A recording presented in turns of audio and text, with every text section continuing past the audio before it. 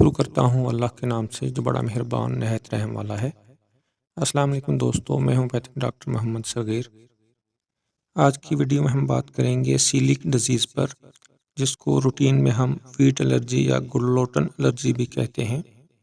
Wheat allergy क्यों होती है, इसकी क्या काजेज़ हैं, क्या वजूहात हैं, इसकी क्या सिम्टम्स हैं और इसके इलाज में इस्तेमाल होने वाली होम्योपैथिक मेडिसिन पर आज हम बात करेंगे।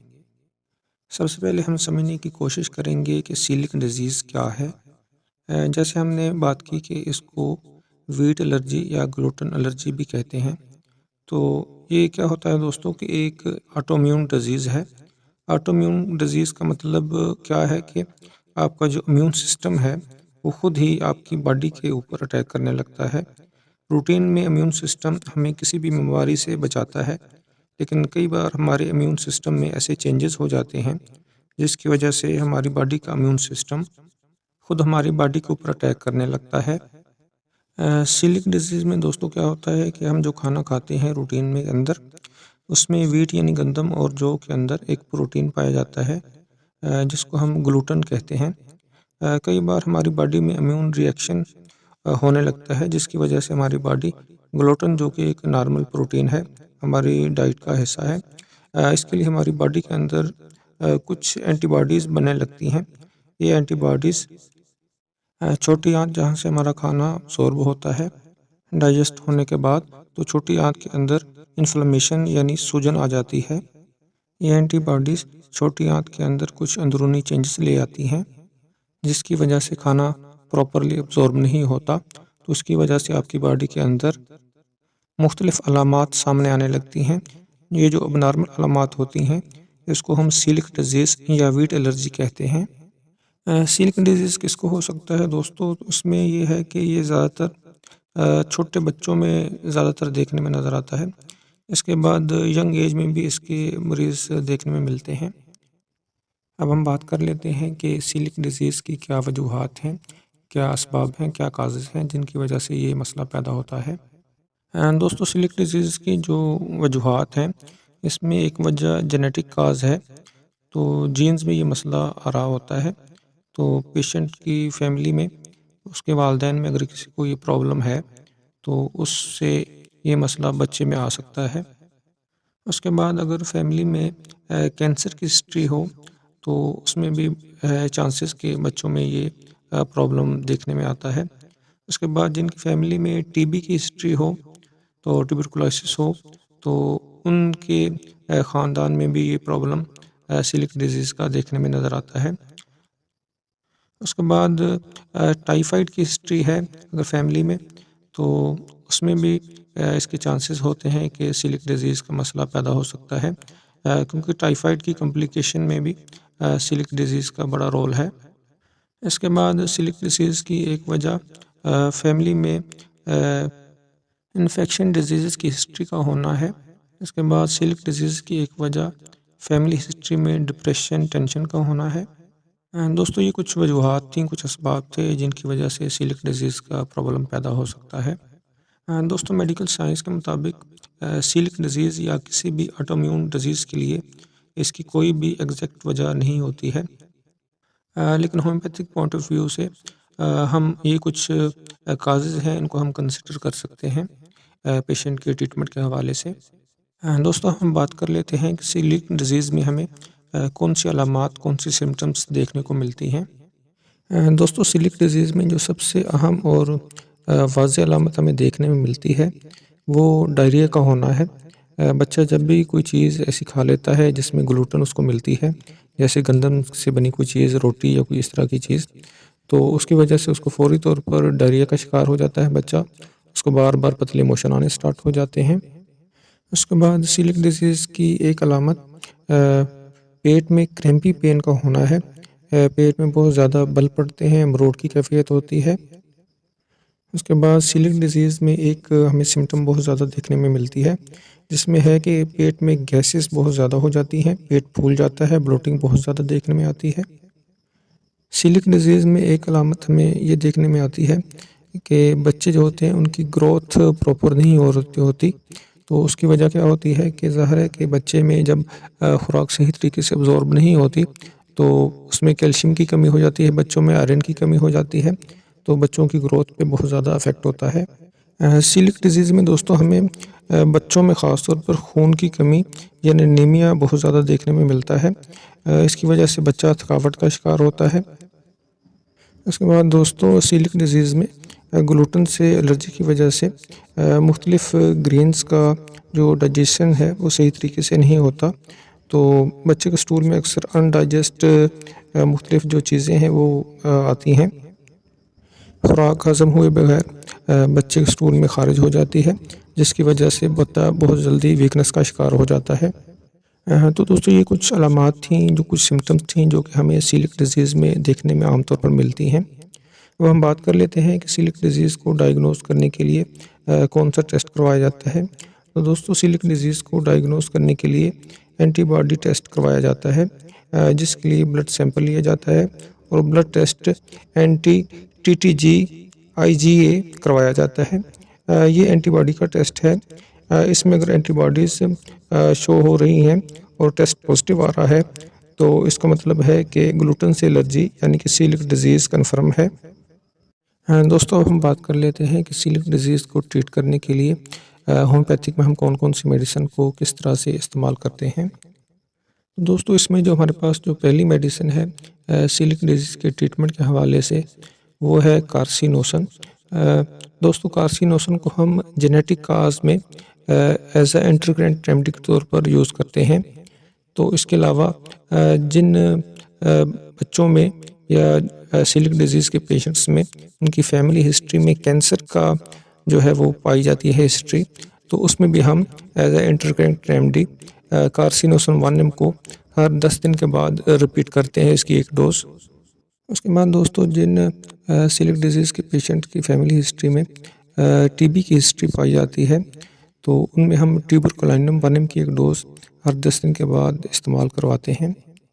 इसके अलावा ट्यूबरकुलिनम यानी ट्यूबरकुलोसिस की हिस्ट्री जिनमें पाई जाती है, इसमें एक बहुत अच्छी मेडिसिन हमारे पास है बेसिलिनियम। ये भी एक नसोर्स है, तो इसको हम लाजमी तौर पर यूज़ करते हैं, तकरीबन हर केस में हम इसको यूज़ करते हैं। तो इसकी 1 mg की एक डोज़ हम हर 10 दिन के बाद देते हैं। बेसिलिन दोस्तों जो है, ये जो है आंतों की वीकनेस में बहुत अच्छा इसका इफ़ेक्ट है। तो ये जो बेसिलिनियम है, ये आंतों की ऑब्स्ट्रक्शन को रिमूव करती है, चाहे वो ऑब्स्ट्रक्शन टीबी की कॉम्प्लिकेशन की वजह से हो, उसके बाद अगर टाइफाइड की वजह से भी ऑब्स्ट्रक्शन हो रही है, उसको भी ये बेसिलिनियम बहुत अच्छा रिमूव करती है और आंतों में एक स्ट्रेंथ प्रोवाइड करती है। उसके बाद दोस्तों अगर पेशेंट की फैमिली हिस्ट्री में टाइफाइड हमें नज़र आता है, तो इसके लिए हम टाइफाइडिनम 1 mg को हर तकरीबन 10 दिन के बाद इसकी एक डोज़ को रिपीट करते हैं। इसके बाद दोस्तों जिन पेशेंट्स की फैमिली में इन्फेक्शन डिजीज़ की हिस्ट्री हमें मिलती है, उनमें हम सिफ्लाइनम 1 mg और मेडोरिनम 1 mg को अकॉर्डिंग टू द हिस्ट्री उसको हम यूज़ करते हैं।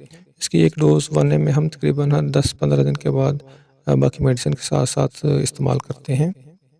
दोस्तों सीलिक डिजीज़ के कुछ पेशेंट्स से हमें स्किन पर कुछ रैशेस नज़र आते हैं, तो इन पेशेंट्स में हम एंटीसोरिक मेडिसिन सुरानम 1 mg की एक डोज़ तकरीबन हर 10-15 दिन के बाद इस्तेमाल करवाते हैं दीगर मेडिसिन के साथ। इसके बाद जो नेक्स्ट मेडिसिन हमारे पास है सीलिक डिज़ीज़ के ट्रीटमेंट के हवाले से, वो है एलोस 30।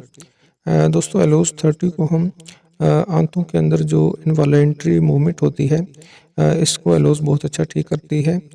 तो इसमें डायरिया बहुत ज़्यादा होता है, फ्रीक्वेंट डायरिया होता है और पेशेंट का ध्यान हर वक्त रेक्टम की तरफ रहता है कि कहीं उसका हवा खारिज करते वक्त उसका स्टूल पास ना हो जाए। तो जहाँ पे आपको इस तरह की सिम्टम नज़र आती है, तो वहाँ पे आप एलोस 30 को सुबह दोपहर शाम इस्तेमाल करवाएं, तो इसके रिज़ल्ट बहुत अच्छे नज़र आते हैं। इसके बाद दोस्तों सीलिक डिज़ीज़ में जहाँ पेशेंट्स बहुत ज़्यादा खून की कमी का शिकार होता है, बहुत एनेमिक कंडीशन होती है, तो वहाँ पे हम लेसिथिनम 3x को सुबह दोपहर शाम 3 टाइम पे इस्तेमाल करवाते हैं, तो खून की कमी को ठीक करने में और इसके साथ सीलिक डिज़ीज़ को भी ठीक करती है लेसिथिनम, उसका रिज़ल्ट बहुत अच्छा नज़र आता है। इसके बाद दोस्तों जो हमारे पास नेक्स्ट मेडिसिन है सीलिक डिज़ीज़ के ट्रीटमेंट के हवाले से, वो है लाइकोपोडियम 30। दोस्तों लाइकोपोडियम 30 सीलिक डिजीज़ में बहुत अच्छा काम करती है। तो इसमें क्या होता है कि सीलिक डिजीज़ जो है उसमें क्या होता है कि आंतों की जो एपिथेलियल लेयर है उसको ये लाइकोपोडियम जो है ना स्ट्रेंथ देती है। तो लाइकोपोडियम का जो है ना पूरे डाइजेस्टिव ट्रैक पर बहुत अच्छा रोल है। लाइकोपोडियम में जो पेशेंट होता है इसके पेट में गैसेस बहुत बनती है, बहुत ज़्यादा ब्लोटिंग होती है। तो लोअर एब्डोमेन है उसमें बहुत ज़्यादा हैवीनेस होती है। लाइकोपोडियम का जो पेशेंट होता है इसकी जो सिम्टम्स हैं वो शाम 4 से रात 8 बजे तक ज़्यादा जो है वो एग्रीवेट करती हैं। तो जहाँ पे आपको इस तरह की कंडीशन नज़र आए वहाँ पे आप लाइकोपोडियम 30 को सुबह दोपहर शाम इस्तेमाल करवाएं तो इसका रिज़ल्ट बहुत अच्छा नज़र आता है। उसके बाद दोस्तों एक नेक्स्ट हमारे पास मेडिसिन है सीलिक डिजीज़ के ट्रीटमेंट के हवाले से, वो है एलिस्टोनिया 30। तो दोस्तों एलिस्टोनिया में बहुत ज़्यादा डायरिया देखने में आता है। तो ये बिल्कुल ऐसी कंडीशन होती है जो कि खाना खाने के फ़ौरन बाद पेशेंट को ज़्यादा वो खाने की हाजत हो जाती है। तो ऐसी कंडीशन में एलिस्टोनिया 30 को आप सुबह दोपहर शाम 3 टाइम पे इस्तेमाल करवाएँ। तो ये इस कंडीशन में बहुत मुफीद मेडिसिन होती है।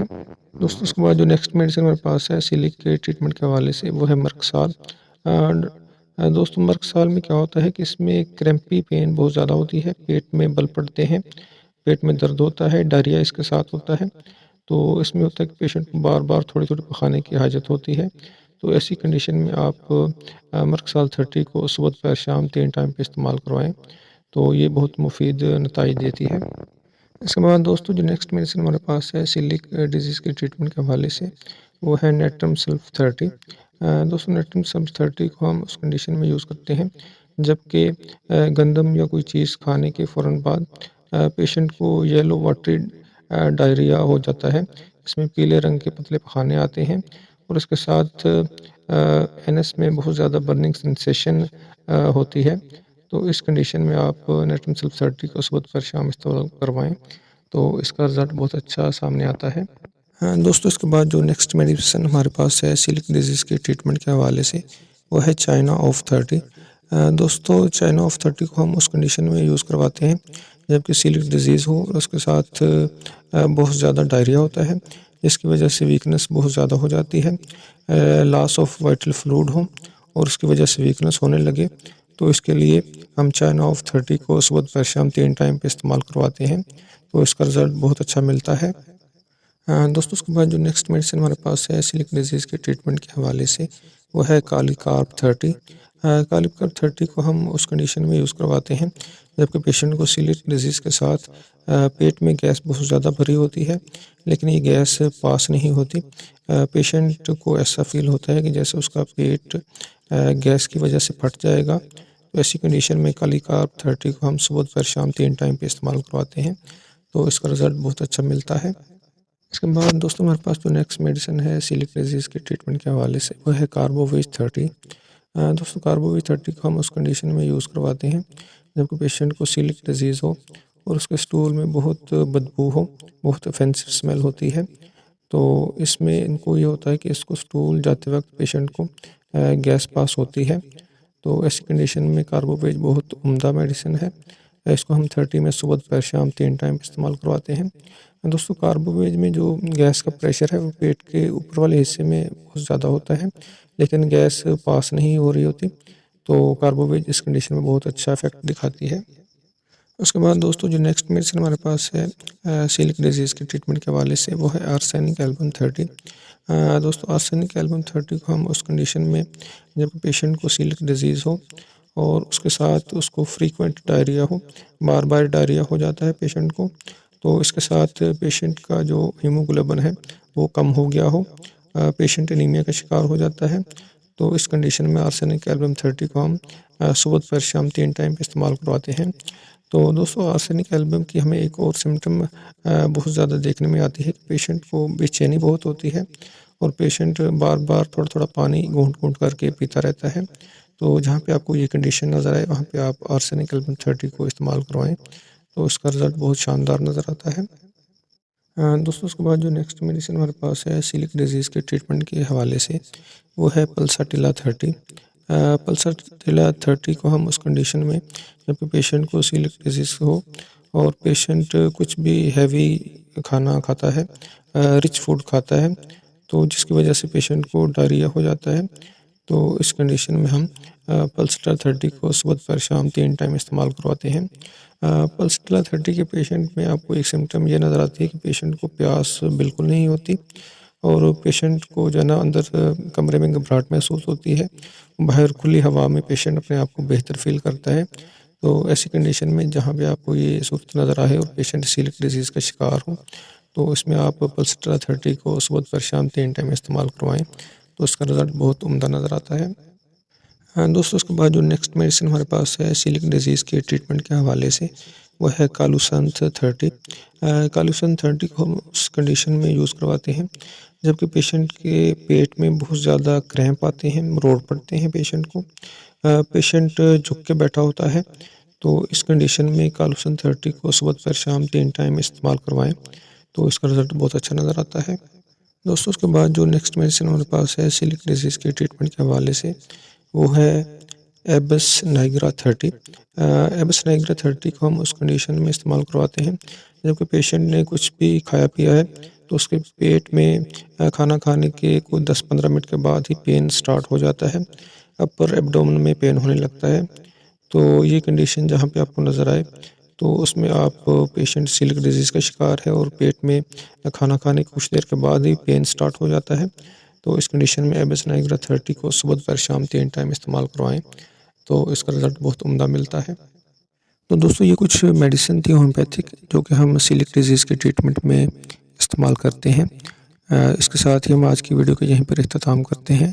अगर आपको मेरी आज की वीडियो पसंद आए तो इसे लाइक और अपने दोस्तों से शेयर कर दें। अगर आपको सीलिक डिजीज़ का प्रॉब्लम है, तो आप इसका ट्रीटमेंट लेना चाहते हैं, तो आप मेरे व्हाट्सएप नंबर पर मुझसे कॉन्टैक्ट कर सकते हैं। अल्लाह हाफ़िज़।